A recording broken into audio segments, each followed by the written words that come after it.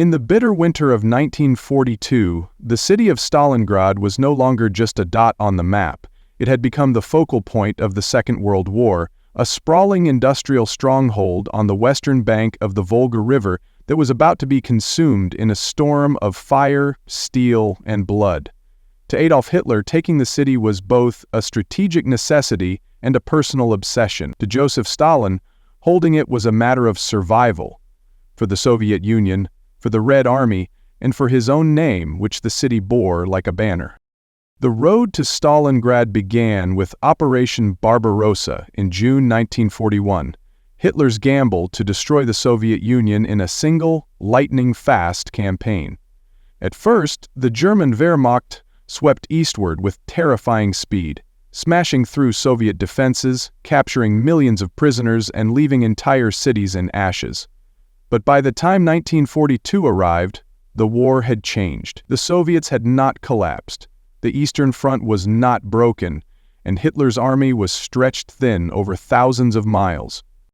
When the summer of 1942 came, Hitler shifted his focus southward. His goal: seize the oil fields of the Caucasus, a lifeline that could fuel the German war machine for years. But guarding that southern push was Stalingrad, a major industrial hub producing tractors, tanks, and weapons. Its capture would cut Soviet supply lines along the Volga and open the door to the oil-rich territories beyond. And there was something else, a deep personal vanity. To Hitler, the idea of conquering a city named after his greatest enemy was irresistible. The attack began in August. The Luftwaffe's bombers darkened the skies and reduced much of Stalingrad to rubble in days. The city's broad avenues were buried under piles of debris, its neighborhoods transformed into charred skeletons of twisted steel and brick. Thousands of civilians were killed in the first week alone, and those who survived were ordered to stay and help defend their home. The destruction was so vast that the Germans believed they'd broken the city's back. They were wrong. Stalingrad became a death trap for both armies. Soviet General Vasily Chuikov, commanding the 62nd Army, refused to give an inch, declaring, "We will defend the city or die in it." His orders were simple: fight for every building, every floor, every room. In the ruins of factories and apartment blocks, Red Army soldiers fought like shadows, appearing from cellars, attacking from behind shattered walls, and disappearing before the Germans could regroup. The fighting was so close that battles sometimes erupted inside the same building, with Soviets holding one floor and Germans holding the floor above. Snipers became legends. Men like Vasily Zaitsev stalked the ruins, killing hundreds of enemy soldiers with patient, deadly precision. The Germans feared him so much they sent their own elite snipers to hunt him, turning parts of the city into silent killing grounds where a single movement could mean death.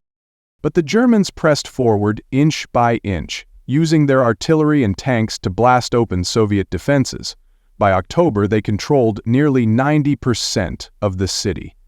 Hitler boasted that Stalingrad would soon be his, yet the closer the Germans came to victory, the more the Soviets tightened their grip. Then, in November 1942, the storm broke. The Soviets launched Operation Uranus, a massive pincer movement aimed not at the Germans in the city, but at their weaker flanks, held by Romanian, Hungarian, and Italian units. The assault was devastating. In just 4 days, the Red Army encircled the entire German 6th Army, over 300,000 men, trapping them inside the ruins of Stalingrad. What had been a German siege turned into a Soviet one. Inside the pocket, conditions collapsed rapidly. Hitler ordered General Paulus to hold the city at all costs, promising that the Luftwaffe would supply the trapped soldiers by air. It was a fantasy. The planes could deliver barely a fraction of what was needed. Food rations dwindled to almost nothing. Soldiers ate horse meat, soup made from boiled leather, and bread mixed with sawdust. The cold was merciless, plunging to -30 degrees Celsius, freezing men in their sleep, and turning weapons into lumps of ice. Disease and frostbite spread like wildfire. Ammunition was rationed to the last bullet. The once proud 6th Army, which had marched across Europe, was now reduced to a skeletal, starving shadow of its former self. And all the while, Soviet artillery rained down day and night, pounding the German positions into dust. In December, Field Marshal Erich von Manstein attempted a rescue operation, but Soviet forces blocked his advance. The Sixth Army was doomed. Hitler still refused to allow Paulus to break out, insisting that surrender was unthinkable. But in late January 1943, with his men dying by the thousands and resistance collapsing, Paulus finally gave in. On January 31, 1943, he surrendered the southern pocket of the encirclement. 2 days later, the northern pocket fell. Over 90,000 German soldiers were taken prisoner, and only around 5,000 would survive the brutal captivity and return home after the war. The rest perished in the frozen camps of the Soviet interior. The cost of the battle was staggering.